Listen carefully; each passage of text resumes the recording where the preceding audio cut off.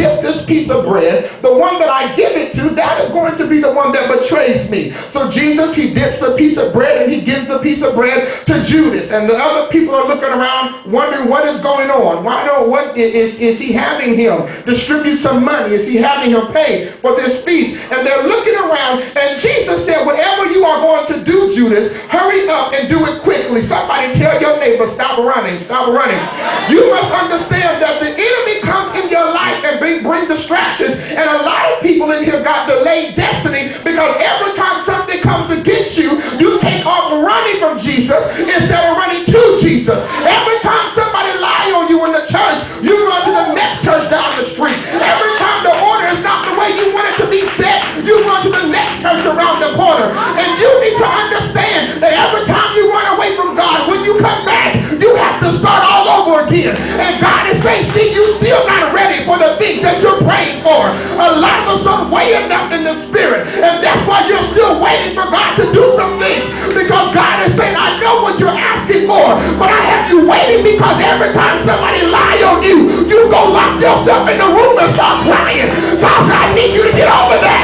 Stop crying on everybody that don't like you. Because when you are anointed, you have more enemies than you have friends. Tell your neighbor, love yourself, love yourself. Oh, y'all better understand. When folks see you in the grocery store, I want you to walk up with your head up and somebody feel the glory come off of you in the bread aisle. When they walk by you in the freezer aisle, they look at you and looking at you up and down and your head is still up. I don't know why she like me and don't care. All I know is I'm anointed. Somebody tell your neighbor, you are anointed, you are anointed. There has been a distraction in the body of Christ that only the bishop is anointed, only the prophet is anointed, only the apostle is anointed. But when Jesus left here, he said, greater works will you do. What have you raised up from the dead lately? What have you touched in your life and said, I'm tired of you looking sick in my house. I'm going to raise this thing up. I need power to go to the next dimension and who God called me to be. Oh, y'all sit down. Y'all sit down. Y'all sit down. What you better understand is that there was just like you got folks ordained in your life to pray for you. Oh, somebody ain't gonna like this. There are folks the enemy has assigned to you to make sure you don't make it.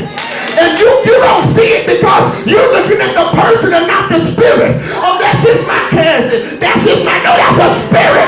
That ain't cousin Pookie. That ain't me. That's a spirit. And you gotta break the spirit. I don't care who you are. I'm gonna get to the next dimension that God has anointed me for. Y'all sit down, sit down. So most of the time, folks that need a lot of folks around them anyways is folks that don't like themselves. That's right. Oh, this is a real word whether you like it or not. See, there has to be a quiet season in your life. How many ever went through or is going through a lonely season, it looks like? And then God, I don't know, it just seems, how many am I talking to? What you need to understand is God is trying to reveal some glory in your life. And God had to remove that naysayer out your life. Because every time you tell them what God is doing, they remind you of how you can't do it. Oh, I know. They remind you of how much money you got in the bank and how your kids is cutting up. But you need to understand that every time you walk in success, you can't talk to a future failure. When you try to walk in success, you can't operate with a future failure. And talking about, oh, I don't know why she don't understand, but she ain't doing nothing. Oh, I don't know why he